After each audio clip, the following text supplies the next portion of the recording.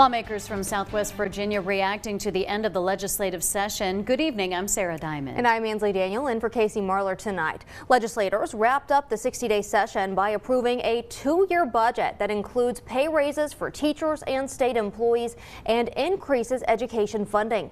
Governor Glenn Youngkin signed 64 bills into law and vetoed 8 others. But the budget also contains a notable priority for the region. News Channel 11's Catherine Simpson explains. Catherine?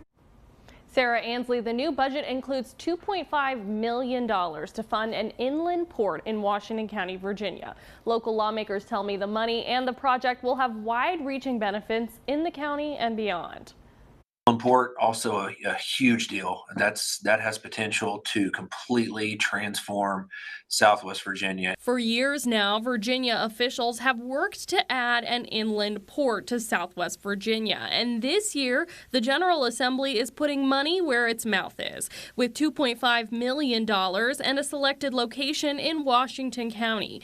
Bristol, Virginia delegate Israel O'Quinn says he counts funding as a top accomplishment this session, but it's not just lawmakers in the county who say the project will bring more money and jobs to the region. If we have the port and access to the port, then folks are going to look to locate here, whether it be in Washington County, Russell County, Scott, Lee, Wise. Gate City delegate Terry Kilgore told me the port will move freight to railways and clear up roadways. It gets trucks off of 81, so that's really important. Also has 81's becoming more and more hectic. Work on such a massive project, connecting warehouses and trucks to railways and waterways, requires coordination between multiple agencies. But with this funding, O'Quinn says the project is on the right track. Of course, you have to work with the Department of Rail and with Norfolk Southern, and it's a very involved process, but we're a good ways down the road on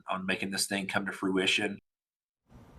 Engineering and design work for the port is still in progress. I asked O'Quinn when officials might break ground on the inland port. He wasn't sure, but he said he hopes it'll be soon. Ansley? Catherine, thanks. Kilgore also spearheaded an effort to help rural schools renovate aging school buildings. If signed, the bill will allow localities to increase local sales tax by up to 1% and use the money for facilities. But cities and counties must ask voters to improve the tax in a referendum. We didn't want the state to come down and say, here, you're going to do this, but here's a tool in the toolbox that you can use, because we realize that a lot of our schools out here are 50 years old, 60 years old. Governor Glenn Youngkin has until next month to sign the bill into law.